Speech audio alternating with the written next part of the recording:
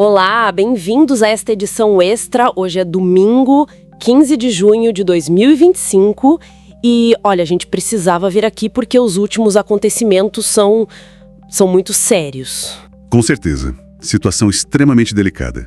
O nosso foco hoje é essa instrumentalização bélica, né? O uso da força militar mesmo e a crise gigantesca que surgiu com esses eventos recentes entre Israel e Irã. A gente compilou aqui um monte de notícias, análises que saíram nos últimos dias e a nossa missão é tentar entender o estopim, né? O que começou tudo isso, os ataques, a resposta e o que parece ser um colapso diplomático. Exato. Por onde começamos? Pelo ataque israelense? Isso. Vamos lá. O ponto central foi um ataque aéreo direto, algo sem precedentes, de Israel contra alvos bem estratégicos lá no Irã. E não foram alvos quaisquer, né? Não mesmo. Estamos falando de instalações nucleares importantes, tipo Natanz, aquela que a IEA monitora, né? A agência da ONU. Sim, a Agência Internacional de Energia Atômica. Exato. E além disso, quartéis militares, até áreas urbanas foram atingidas. Foi bem diferente do que a gente via antes, né?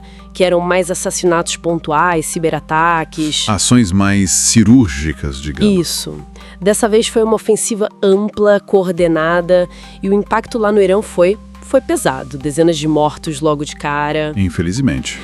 Incluindo gente importante, comandantes da Guarda Revolucionária, cientistas nucleares também. E civis, né? Mulheres, crianças. Muito trágico. Sem dúvida.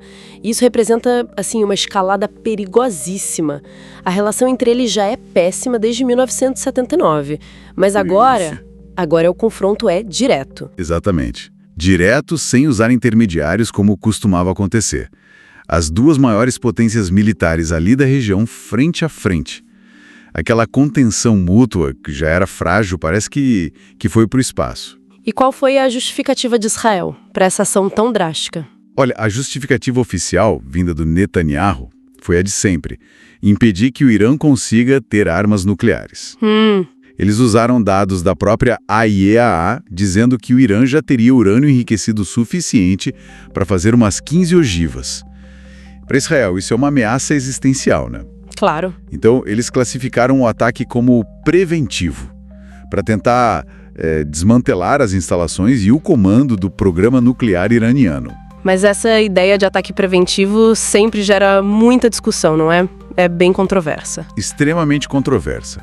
E as análises sobre o resultado real disso divergem bastante. Como assim? Bom, algumas fontes, tipo o Haaretz, a Bloomberg, sugerem que foi um cálculo israelense para realmente enfraquecer o programa nuclear do Irã de forma decisiva. Certo. Mas outras fontes, como o Washington Post, já levantam a dúvida. Será que o efeito não vai ser o contrário? Alertam que essa ação pode, na verdade, empurrar o Irã para acelerar ainda mais o programa. Correndo por fora, talvez de forma mais secreta. Exato. Um tiro que pode sair pela culatra, entende? Aumentando a determinação deles. Entendo. E a resposta do Irã? Veio rápido? Veio, e rápido. Poucas horas depois, mísseis iranianos começaram a cair em Tel Aviv, em Jerusalém. Nossa! E aí o Irã declarou estado de guerra formalmente. Infelizmente também com vítimas civis do lado israelense. Autoridades locais e o Wall Street Journal confirmaram mortes em lugares como Rishon LeZion, perto de Tel Aviv também. Que situação. E isso levou a quê, em termos diplomáticos? Uma crise global. Exatamente. Uma crise diplomática global instantânea. O Irã, claro, correu para os fóruns internacionais. Pediu logo uma reunião de emergência do Conselho de Segurança da ONU. E o que eles alegaram lá? Acusaram Israel de terrorismo de Estado, basicamente. Apontaram o dedo também para os Estados Unidos, falando em cumplicidade por causa do fornecimento de armas, do apoio diplomático. E disseram que foi uma violação clara da Carta da ONU. Aquele artigo que proíbe o uso da força entre países, né? O artigo 2, parágrafo 4. Falaram em mais de 70 civis mortos nos bombardeios israelenses. É um número muito alto. Muito alto. Mas o ponto que deixou todo mundo mais tenso foi a ameaça iraniana. Qual ameaça? A de considerar romper os acordos com a IAEA, talvez até abandonar o TNP. O Tratado de Não Proliferação Nuclear. Esse mesmo. E suspender todas as inspeções internacionais. Isso é muito sério. Analistas como os do The Guardian, do Forbes, veem isso como um risco real. E qual seria a consequência? Ironicamente, poderia acelerar ainda mais a busca iraniana pela bomba e jogar a região que já está um barril de pólvora numa instabilidade ainda maior. E no meio disso tudo, como ficam os Estados Unidos? A posição deles pareceu meio ambígua. Pois é. Publicamente, o discurso é de buscar solução diplomática, acalmar os ânimos. Mas fontes importantes como a Reuters, Wall Street Journal, confirmaram que Washington sabia do ataque israelense com antecedência e que até colocou suas próprias forças em estado de prontidão na região. quer dizer, um apoio meio que tácito, um sinal verde. É como muitos interpretaram. Esse apoio logístico, político, mesmo que discreto. E isso, claro, gerou uma divisão interna lá nos Estados Unidos. E imagino. De um lado, os setores apoiando a ação de Israel, como o New York Post. Do outro, muitas críticas à imprudência, inclusive vindas de dentro do Partido Democrata. E de vozes pacifistas tanto nos Estados Unidos quanto em Israel, denunciando a guerra e a crise humanitária. E a resposta da comunidade internacional organizada? A ONU, por exemplo? Olha, foi limitada. Para não dizer frustrante. O Conselho de Segurança da ONU ficou paralisado pelos vetos, como muitas vezes acontece. Só declarações protocolares. Basicamente isso. Conseguiram emitir declarações de preocupação, pedindo calma, mas sem nenhuma medida concreta, sem força prática. E o Brasil? O Brasil está no Conselho agora, como membro temporário. Sim. O Brasil se manifestou expressando grave preocupação. Defendeu o diálogo multilateral, mas evitou culpar diretamente qualquer um dos lados. Uma posição mais neutra. Isso. Já a União Europeia também expressou preocupação, mas sem anunciar ações contundentes, enquanto China e Rússia foram mais diretas. Condenaram abertamente os ataques, apelando para o direito internacional. E o que fica disso tudo? Qual a consequência dessa falta de resposta efetiva? Fica uma sensação ruim, De falha da diplomacia, de que as regras globais talvez sejam aplicadas de forma seletiva. Isso cria um vácuo geopolítico muito perigoso. Um vácuo que pode ser preenchido por mais conflito. Exatamente. Não é à toa que analistas da Bloomberg já estão falando no risco de um conflito eterno na região. Fica muito evidente a dificuldade que as instituições globais têm para lidar com crises dessa magnitude hoje em dia. Realmente uma situação extremamente delicada, com consequências que a gente nem consegue prever direito ainda. Bom, vamos encerrar aqui esta primeira parte da nossa edição. Combinado. Faremos um breve intervalo agora. Fique por aí que a gente já volta.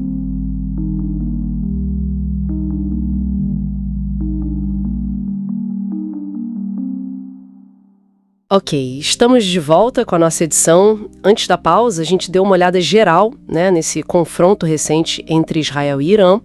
Agora, vamos focar num ponto que, aparece muito nos materiais. Os riscos enormes de uma escalada militar e também as limitações que parecem existir no uso da força contra um programa nuclear já avançado como o do Irã. Exatamente.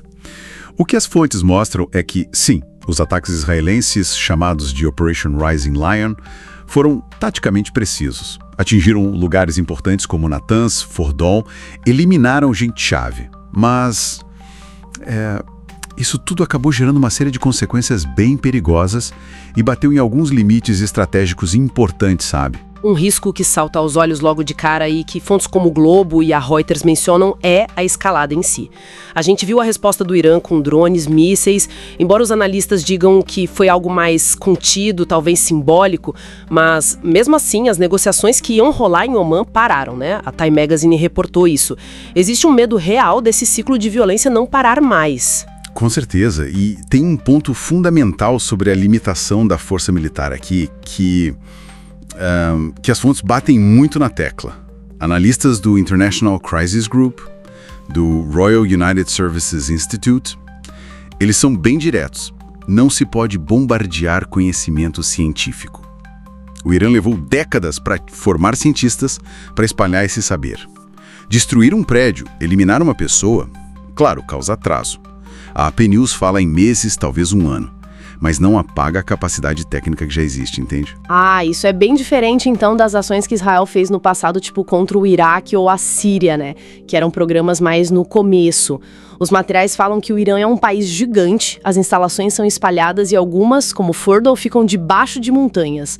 Para chegar lá, precisaria de um tipo de armamento que talvez só os Estados Unidos tenham na escala necessária. É isso. precisamente, além dessa dificuldade física, tem outro risco, que o Washington Post e a Reuters comentam, que essa ofensiva acaba empurrando o Irã para uma posição ainda mais radical, sabe? Talvez sair do Tratado de Não Proliferação, acelerar ainda mais o programa nuclear como resposta, ao invés de recuar. E não dá para esquecer a IAEA, né? O Rafael Grossi foi muito claro. Condenou qualquer ataque à instalação nuclear. Diz que é ilegal, perigoso, ponto. E é interessante que as fontes trazem até uma visão teórica baseada no acadêmico Kenneth Waltz, que é meio contraintuitiva. A ideia de que talvez um Irã com capacidade nuclear pudesse, olha só, criar um equilíbrio de poder, uma dissuasão mútua, sabe? Que paradoxalmente poderia até estabilizar a região, em vez de desestabilizar. É uma visão que desafia essa lógica de tentar eliminar o programa a qualquer custo, né? Sim, essa teoria basicamente diz que quando só um tem a arma nuclear, ele pode se sentir mais à vontade para arriscar. Já se outros também têm, mesmo que de forma controlada, isso forçaria mais cautela de todo mundo. É contraintuitivo mesmo, mas questiona se essa estratégia militar atual é eficaz a longo prazo. Principalmente porque o conhecimento, como várias fontes dizem, parece ser irreversível. Não tem como desinventar o que eles já sabem. Fica bem claro, então, olhando por esse ângulo da nossa edição, que os materiais mostram uma situação muito delicada.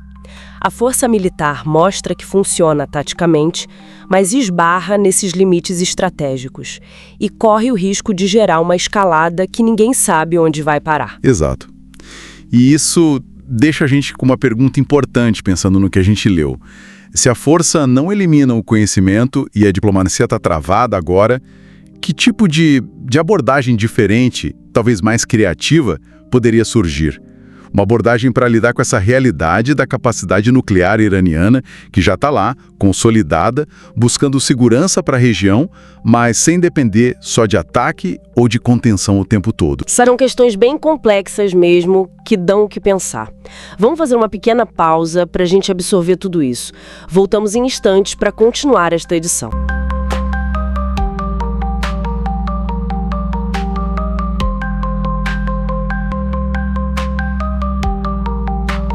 Estamos de volta para esta edição. Neste bloco, vamos mergulhar em como as negociações mais recentes, envolvendo Irã, Israel e Estados Unidos, parecem ter sido usadas talvez como uma fachada. Uma espécie de armadilha, né? Exato. Que acabou culminando nos ataques israelenses de junho de 2025. Temos fontes, diplomatas citados pelo UOL, reportagens do El País, Sim. que apontam uma coincidência, sim, bastante suspeita. Os ataques ocorreram justamente quando estava marcada uma reunião diplomática. Entre os três, né? Para discutir a questão nuclear iraniana. Exatamente. Essa data levanta muitas questões sobre a boa-fé ali nas negociações, né? Pois é. É como se a diplomacia tivesse sido, substituída pelas explosões na prática. A operação israelense, a Rising Lion, teve alvos bem específicos. Sim, a instalação nuclear de Natanz, por exemplo, que é crucial para o programa iraniano, e não só isso, né? Mataram comandantes importantes, como o Hossein Salami e o Mohammad Bagheri. E aí veio a resposta iraniana. Veio mais de 100 mísseis. E aqui tem um ponto-chave, que o Times of Israel e o Político reportaram. Os Estados Unidos participaram ativamente na defesa. Como assim? Interceptaram parte desses mísseis iranianos, mobilizaram navios, destroyers no Mediterrâneo. Isso sugere um conhecimento prévio, talvez até um apoio mais concreto à operação israelense, né? E a reação nos Estados Unidos também, né? O então presidente Trump, ele celebrou os ataques. Chegou a postar algo como "há muito mais por vir". Nossa! E do lado iraniano, o jornal Expresso, lá de Portugal, noticiou que eles acusaram diretamente os Estados Unidos de cumplicidade silenciosa. Faz sentido, diante desse quadro todo. Toda essa sequência, né? Reforça essa ideia de que o diálogo talvez não fosse o objetivo principal ali para todo mundo envolvido. Isso faz a gente olhar para a dinâmica das negociações de um jeito diferente. Quer dizer, marcar a reunião, quase em seguida os ataques, o apoio militar americano na defesa de Israel, a celebração do Trump. Tudo muito rápido. Sim. Sugere que a diplomacia pode ter sido usada taticamente, sabe? Como parte de uma estratégia maior que levou ao confronto. E isso conecta com uma discussão maior sobre o que algumas fontes chamam de de duplicidade do Ocidente nessa questão nuclear. Exato. Porque os Estados Unidos passaram a exigir enriquecimento zero para o Irã e Teherã viu isso como humilhante. Sim. E um retrocesso enorme em relação ao Tratado de Não Proliferação, o TNP, de 68, que é aquele acordo que limita armas nucleares, mas garante o direito ao uso pacífico da energia atômica para os signatários, como o Irã, né? E a resposta do chanceler iraniano, Abbas Araqi, foi direta. Zero enriquecimento significa zero acordo. É uma demanda que parece bem assimétrica, né? Principalmente se a gente olha para Israel. Israel tem um arsenal nuclear conhecido. E não assina os tratados, né? Exato. Não é signatário e não enfrenta o mesmo tipo de pressão internacional sobre o programa deles. Essa diferença de tratamento é um ponto muito criticado. E a postura do governo Trump na época parecia ambígua, né? Falava em evitar a guerra, mas... Mas na prática... Na prática, fontes como a CNN Brasil mostraram o envio de apoio logístico para Israel. E o próprio presidente ameaçando o Irã com mais ataques se não aceitassem os termos. Tipo uma paz imposta pela força, né? Algo assim. E essa ideia de que o Irã foi pego de surpresa, o Valor Econômico também mencionou isso. Sim, e a comunidade internacional reagiu. A Agência Internacional de Energia Atômica, a AIE, criticou os ataques às instalações nucleares pacíficas. O Brasil, de fato, noticiou isso. Alertando para os riscos, né? Claro, violação de normas internacionais. E até o governo brasileiro, pelo Itamaraty, repudiou os ataques. Falou em violação da soberania, ameaça à paz. Então, olhando o conjunto das fontes que a gente viu nessa edição, o que emerge é um quadro com indicações fortes de que a diplomacia foi, no mínimo, instrumentalizada. Usada como ferramenta, né? Exatamente. Possivelmente como uma peça numa estratégia que acabou levando ao conflito armado. Isso expõe essa tensão, né? Entre o discurso de paz e a realidade geopolítica ali na região. Uma duplicidade clara. Fica a reflexão, né? Quando a linha entre negociar e manobrar fica tão tênue assim, qual o espaço real para a confiança na hora de evitar conflitos? Complicado. Bom, vamos fazer uma pequena pausa agora. Na volta, vamos mergulhar em como a mídia ocidental, segundo algumas fontes que analisamos, estaria talvez ocultando possíveis crimes de guerra cometidos por Israel. Fiquem ligados.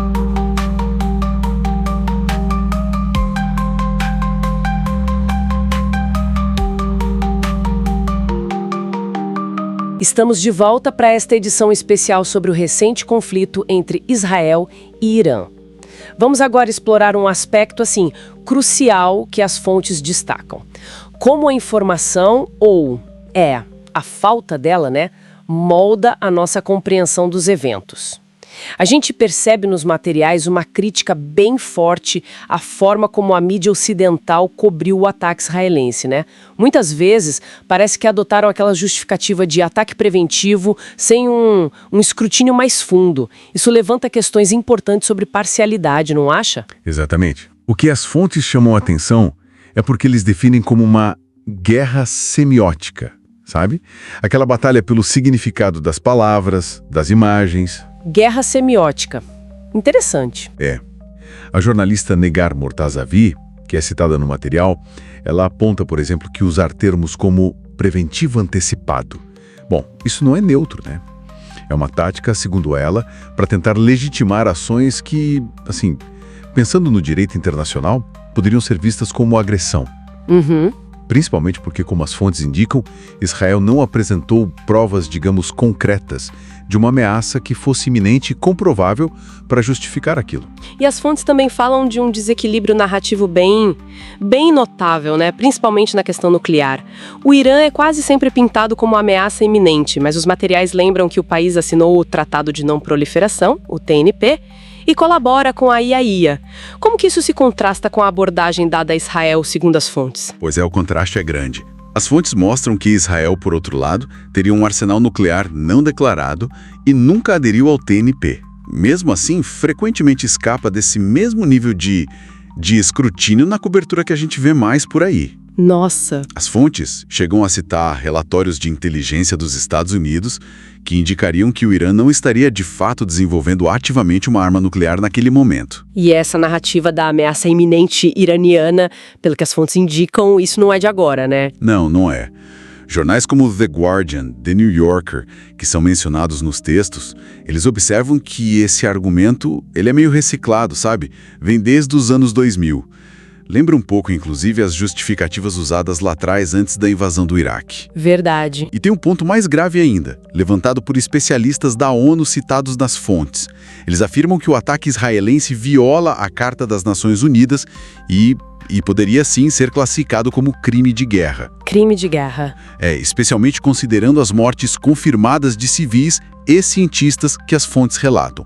Mas essa perspectiva, nem sempre ganha o destaque que talvez merecesse na cobertura. Ou seja, a informação não só descreve, ela vira uma ferramenta no conflito mesmo. As fontes relatam ataques diretos à infraestrutura de comunicação lá no Irã, destruição de redes de fibra ótica.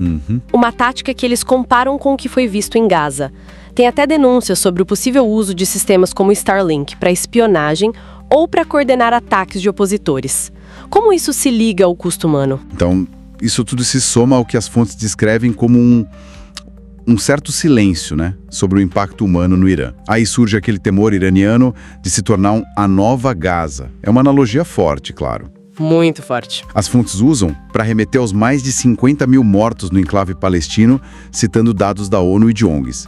E a gente vê também como a cobertura pode às vezes estar atrelada a interesses políticos, Como assim? Uma fonte menciona, por exemplo, a possibilidade do Benjamin Netanyahu usar essa escalada para desviar o foco das acusações relacionadas a Gaza e talvez sobreviver politicamente.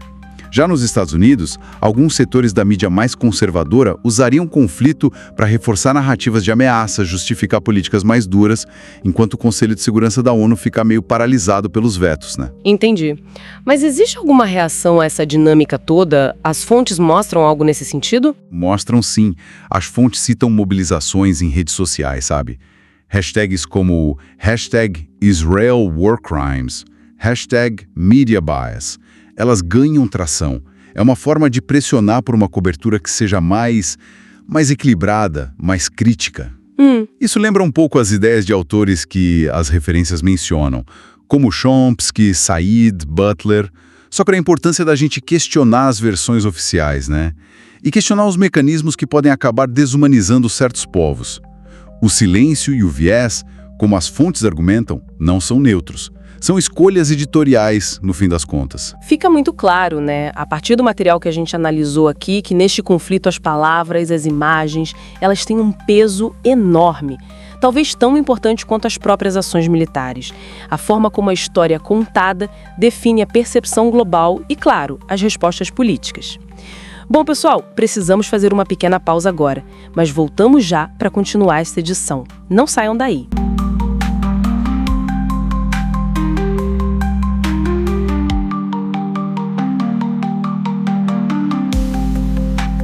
Bom, estamos de volta para a nossa edição. A gente estava explorando como essa escalada recente entre Israel e o Irã, que tomou conta das manchetes, Dominou tudo. parece ter um efeito colateral bem significativo. Desviar a atenção da situação crítica lá em Gaza. Exatamente. Os materiais que a gente analisou, eles sugerem fortemente que essa tensão regional funciona quase como uma cortina de fumaça, sabe?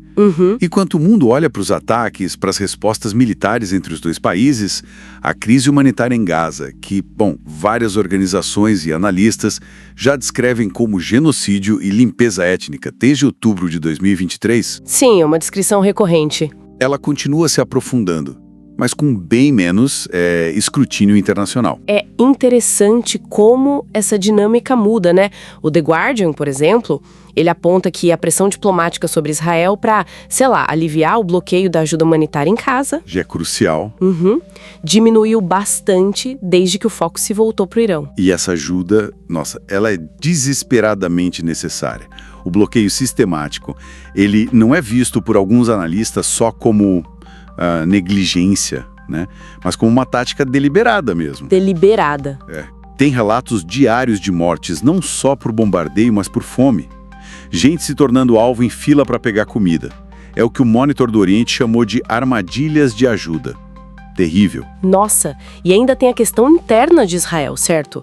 O The New Yorker, o El País também, eles analisam como o governo Netanyahu pode estar usando, a ameaça iraniana para para desviar a atenção das próprias crises políticas internas. Exato. E das acusações de crimes em Gaza, a analista Júlia Almeida até reforça que isso dá ao governo um pretexto tipo de segurança nacional para radicalizar ainda mais as políticas contra os palestinos. E soma-se a isso a dimensão econômica, que não é pequena. A análise das fontes menciona que essa continuidade do conflito, da ocupação, ela alimenta o setor de armas, de tecnologia de vigilância, ligando essa política mais belicista a interesses de classe bem específicos, né? Conectando ideologia e lucro. Mas, por outro lado, a sociedade civil, ela não parece estar calada, né? Vimos notícias de manifestações em mais de 125 cidades na Europa. Sim, muitas. Atos como a Marcha para Rafah, protestos aqui no Brasil também, como o Campo Grande News e o Esquerda Diário noticiaram. Mesmo com essa escalada Israel-Irã, a mobilização continua. É verdade. Existe uma desconexão bem clara entre essa mobilização popular e, bom, a hesitação de muitos governos em tomar medidas mais firmes contra Israel. Tipo sanções. Isso, sanções, rompimento de relações comerciais, algo que analistas como a Carolina Freitas sugerem que poderia, de fato, limitar a capacidade bélica israelense. Alguns países, tipo Turquia, Argélia, começam a exigir boicotes, o que talvez sinalize alguma mudança. Entendi. E outro ponto que as fontes destacam é como esse conflito maior acaba atrasando processos diplomáticos importantes, né? Com certeza. Teve o cancelamento de uma conferência da ONU sobre o Estado palestino, por exemplo. Adiar essas discussões acaba sendo conveniente, digamos, para a posição israelense. Olha, a situação é muito complexa. E as visões sobre o futuro, elas divergem bastante. Temos analistas como Leonardo Sacramento, que argumenta que uma vitória israelense contra o Irã poderia fortalecer ainda mais a extrema-direita lá no poder. O que seria péssimo para os palestinos. Tornando a situação deles quase irreversível. Mas, por outro lado, a Carolina Freitas vê uma possibilidade assim contraditória. A própria guerra, pelo desgaste, poderia acabar minando o regime de Netanyahu e ampliando a indignação global. São cenários bem distintos. Mas o ponto central que parece emergir desta nossa edição, olhando para os materiais, é que esse conflito Israel-Irã, ele não pode ser visto isoladamente de jeito nenhum. De forma alguma. As fontes indicam que ele está intrinsecamente ligado e talvez até instrumentalizado em relação ao que acontece em Gaza, mascarando, segundo esses textos, uma limpeza étnica. Exatamente. E isso levanta, claro, a reflexão sobre a responsabilidade da comunidade internacional, né? E o peso da solidariedade popular. Se os governos hesitam, qual é o papel real da pressão contínua, do boicote, como várias vozes nas fontes defendem? Fica a questão. Fica a pergunta, né? A narrativa da guerra regional só ofusca ou, paradoxalmente, pode acabar expondo ainda mais a situação em Gaza a longo prazo? Questões fundamentais mesmo. Bom, vamos fazer uma pequena pausa agora e voltamos já para a última parte desta nossa edição. Combinado.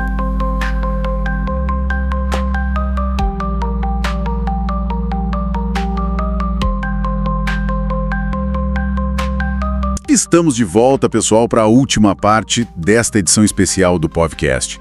Agora a gente vai mergulhar um pouco mais fundo, né? Vamos investigar as motivações políticas, talvez mais complexas, por trás das ações recentes de Netanyahu. O que será que as fontes que a gente analisou revelam sobre isso?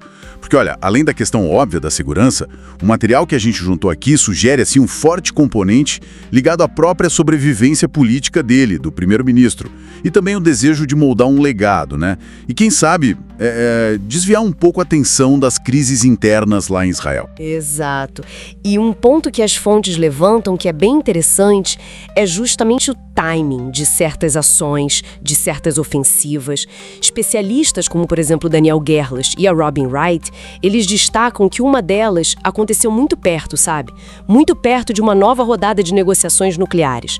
Negociações entre os Estados Unidos e o Irã. Então isso alimenta um pouco aquela interpretação de que poderia haver ali uma intenção talvez deliberada de minar esses esforços diplomáticos. E como é que essa intenção, essa possível intenção, se conecta com o cenário interno dele? Porque as fontes descrevem uma situação doméstica bem difícil para o Netanyahu, né?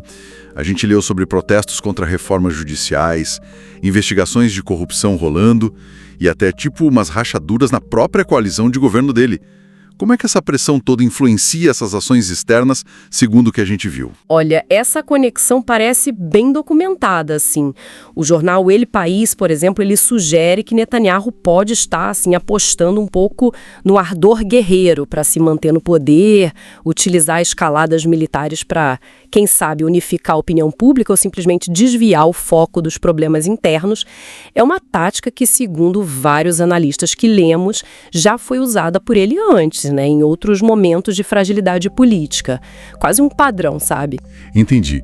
Então não é só a sobrevivência política imediata. Entra em jogo também a construção de um legado, pensando mais a longo prazo. Eu lembro de uma análise na revista The New Yorker e também no Financial Times que olhava para essas operações como um esforço do Netanyahu para se consolidar, para se firmar como grande protetor de Israel. Aquele líder essencial contra as ameaças existenciais. Isso deve conversar muito com os setores nacionalistas, imagino. Exatamente, essa construção de imagem histórica parece ser, sim, uma resposta bem direta à vulnerabilidade política dele no momento. Se apresentar como a única figura capaz de garantir a segurança nacional, bom, isso funciona para reforçar a base de apoio mais fiel que ele tem. É uma forma de projetar força, de projetar controle, justamente quando o poder doméstico dele está sendo mais questionado, né? Influencia muito o imaginário coletivo israelense. Que leva a gente para uma questão um pouco incômoda, que várias fontes levantam. Até que ponto esses cálculos políticos todos, essa busca por um legado específico, justificam o risco de inflamar ainda mais uma região que já é tão volátil, com custos humanos, geopolíticos que podem ser imensos? Fica essa reflexão, né? Bom, chegamos ao fim desta edição. A gente espera que essa abordagem mais aprofundada das fontes tenha sido útil, que tenha trazido talvez um pouco de clareza, novos ângulos sobre esse tema tão complexo. Um grande abraço para todo mundo e não se esqueça, o podcast vai ao ar de segunda a sexta, às 7 da manhã, meio-dia e 5 da tarde, e também aos sábados, ao meio-dia. Até a próxima.